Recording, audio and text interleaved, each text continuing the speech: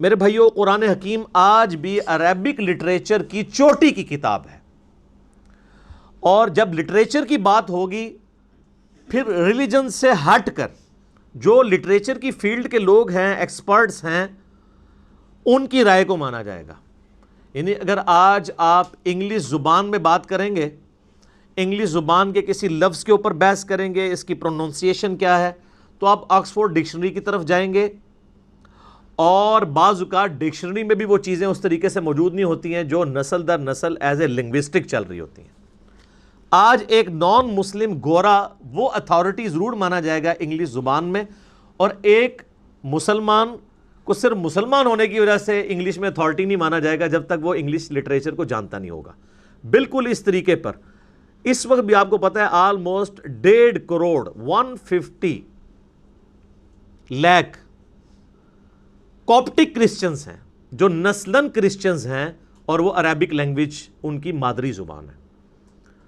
ان میں بھی چوٹی کے بک کے طور پر، اللہ کی کتاب کے طور پر نہیں، لیکن عربک لنگوسٹک کی چوٹی کی بک کے طور پہ قرآن حکیم کو مانا جاتا ہے، پڑھایا جاتا ہے۔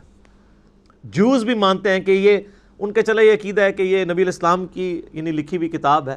اللہ کی کتاب نہیں مانتے، لیکن وہ یہ مانتے ہیں کہ یہ عربک لنگوسٹک کا شاہکار ہے یہ کتاب۔ اور میں یہاں پہ آپ کو ایک اور بات بھی بتا دوں، علمی پوائنٹ نمبر 14 ہے وہ، کہ قرآن حکیم کسی بھی اعتبار سے کسی ڈکشنری کا محتاج نہیں ہے، کیونکہ کسی بھی زبان کی جو ڈکشنری ہوتی ہے وہ زبان کے بعد وجود میں آتی ہے، زبان پہلے وجود میں آتی ہے۔ آج تک آپ،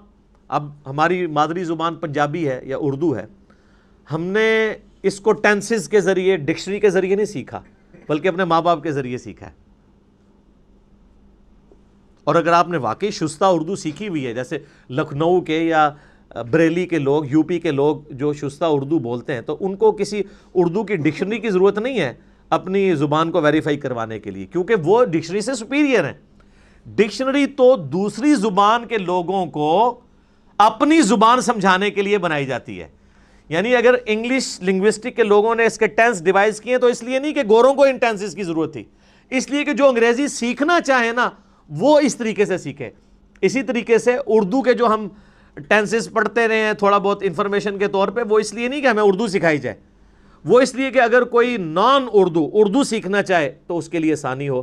اسی طریقے سے جن لوگوں نے عربی سیکھنی ہے ان کے لیے عربی ڈکشنری ہے، جو لوگ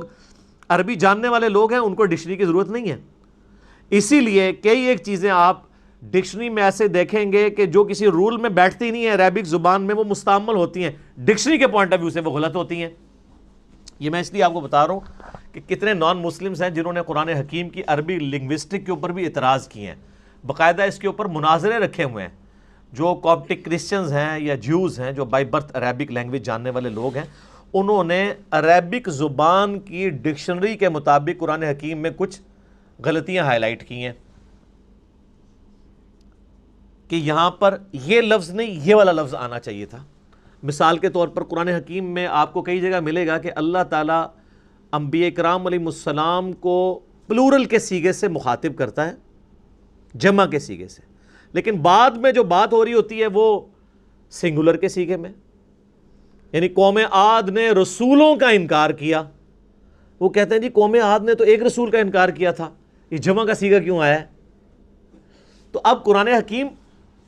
صرف لٹریچر کی کتاب نہیں ہے، یہ ایک دعوت بھی ہے، تذکیر بھی ہے، نصیحت بھی ہے۔ تو پھر ہم ان کو بتاتے ہیں کہ چونکہ قرآن کی ڈاکٹرائن یہ ہے کہ جس نے ایک رسول کا انکار کیا اس نے سارے رسولوں کا انکار کیا۔ لا نفرق بین احد من رسلی، ہم رسولوں میں ایمان لانے میں فرق نہیں کرتے۔ آج اگر کوئی شخص سارے انبیاء کو مانے، عیسیٰ ابن مریم کا انکار کر دے علیہم السلام، چاہے وہ نبی علیہ السلام کے لیے اپنی جان بھی دینے کے لیے تیار ہو جائے، ہم اسے کافر کہیں گے، کیونکہ ایک پیغمبر کا انکار بھی سارے نبیوں کا انکار ہے۔ تو جب کہا جاتا ہے کہ قوم عاد نے رسولوں کا انکار کیا، قوم سمود نے رسولوں کا انکار کیا، وہ کہتے ہیں جی جمع کے سیغے سے بات کیوں ہو رہی ہے، انہوں نے تو وقت کے ایک پیغمبر کا انکار کیا تھا۔ تو ہم کہتے ہیں کہ انہوں نے ایک وقت کے پیغمبر کا انکار کر کے گویا سارے پیغمبروں کا انکار کر دیا، پوری اس ڈاکٹرائن کا انکار کر دیا۔ تو اس طرح کی وہ پھر عربی لنگوسٹک کے اعتبار سے وہ غلطیاں نکالنے کی کوشش کرتے ہیں۔ تو یاد رکھیے گا کہ قرآن حکیم کی عربک کو کبھی بھی آپ نے عربی ڈکشنری سے نہیں سمجھنا، بلکہ عربک جو مستعمل ہے عرب کے بادیہ نشین لوگوں کی، اس کے مطابق سمجھنا، جو میں نے پچھلی دفعہ بتایا تھا کہ قرآن حکیم جو آراب تھے، پینڈو لوگ، گاؤں کے رہنے والے لوگ، بادیہ نشین، ریگستانوں میں رہنے والے لوگ، ان کے ڈائلیکٹ میں قرآن حکیم نازل ہوا ہے،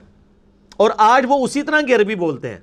ویسے تو قرآن حکیم کی برکت سے آلموسٹ عربک جو ہے وہ فریز ہو چکی ہوئی ہے۔ مصر کے اندر تھوڑا بہت فرق ہے عربک لینگویج کا، لیکن وہ چند ایک الفاظ میں پچھلی دفعہ ڈسکس کر چکا ہوں، اس لیے میں اس کو لے کے نہیں چلوں گا آگے۔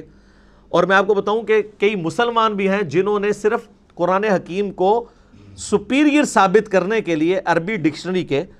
باقاعدہ خود قرآن حکیم میں ڈکشنری کے پوائنٹ آف ویو سے جو غلطیاں بنتی ہیں نا، وہ نکال کے کتابیں لکھی ہوئی ہیں کہ ڈکشنری تو یہ کہتی ہے قرآن میں یہ لفظ اس طرح آیا ہے، اور وہ اس لیے نہیں کہ وہ قرآن کی غلطی نکال رہے تھے، بلکہ وہ بتانا چاہ رہے تھے کہ قرآن حکیم سپیریئر ہے ڈکشنری پہ، ڈکشنری تو بعد میں بنی ہے۔ تو وہی پھر وہ اٹھاتے ہیں کچھ لوگ، اور وہ کہتے ہیں نہیں قرآن میں یہ فالٹ، یہ فالٹ، یہ فالٹ، باقاعدہ اس کے اوپر مناظرے بھی ہوئے ہیں، مسلمانوں نے پھر اس کو کلیریفائی بھی کیا ہے، کتابیں بھی لکھی گئی ہیں اس ٹاپک کے اوپر۔